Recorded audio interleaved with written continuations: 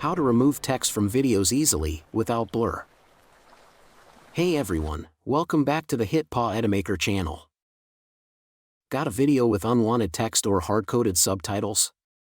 Instead of covering them with blur, you can remove them cleanly with Edimakor. Let me show you how it works. First, open Edimakor and import the video you want to edit. Then, find the Video Text Remover tool and upload your video. You can process up to 10 videos at once, which is especially useful if you have multiple clips to clean up. Next, select the area where the text appears. Simply drag a box around the subtitles or text you want to remove. Once you've selected the area, click Remove.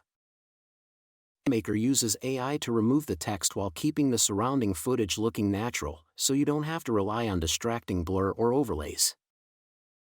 It also works with text in different positions, whether it's at the top, bottom, or center of your video.